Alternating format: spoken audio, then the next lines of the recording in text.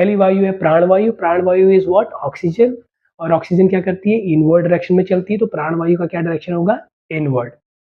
दूसरी आती है उदान वायु। उदान वायु का केंद्र है आपका गला, थ्रोट। ठीक है, तो ये इतना हिस्सा आपका उदान वायु का है, सिर से लेके गर्दन तक का।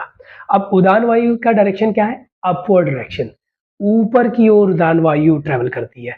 जैसे कि हम डकार मारते हैं, डकार वन ऑफ द उदान वायु का फॉर्म है।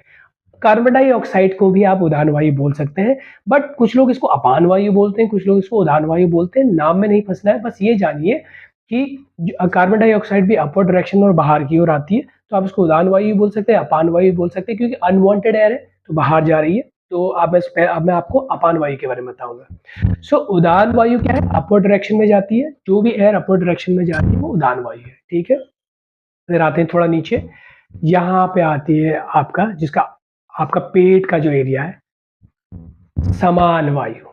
समान वायु का काम क्या है? Assimilation, digestion.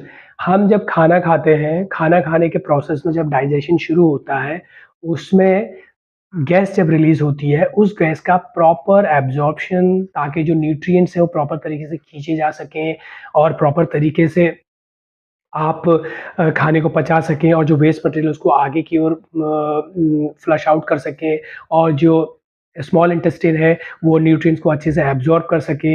ये सारी प्रोसेस डिसाइड होती है समान वायु के बैलेंस से। तो अगर आपकी समान वायु, इसका एरिया है पेट का एरिया पूरा, अगर आपकी समान वायु बैलेंस रहेगी तो डाइजेशन अच्छा रहेगा और खाना अच्छे से पचेगा आपका। तो समान वायु हो गई आपकी तीसरी, पेट का एरिया।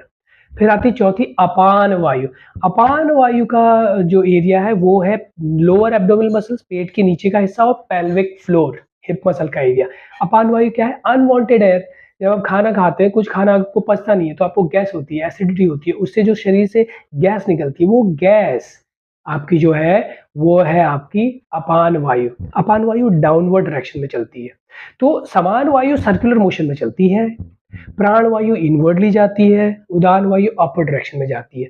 जब ये चारों वायु, आपकी प्राण वायु, आपकी उदान वायु, आपकी समान वायु और अपान वायु जब बैलेंस तरीके से काम करते हैं, तो इसको बोला जाता है प्रॉपर एयर सर्कुलेशन, जिसको बोला जाता है व्यान वायु।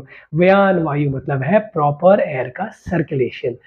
तो जब आपकी बॉडी में चारों एयर बैलेंस होंगी तो एयर का सर्कुलेशन अच्छा रहेगा, और एयर का सर्कुलेशन अच्छा रहेगा तो आपकी बॉडी में ब्लड सर्कुलेशन भी अच्छा रहेगा। तो ये है आपकी वायु का जाल।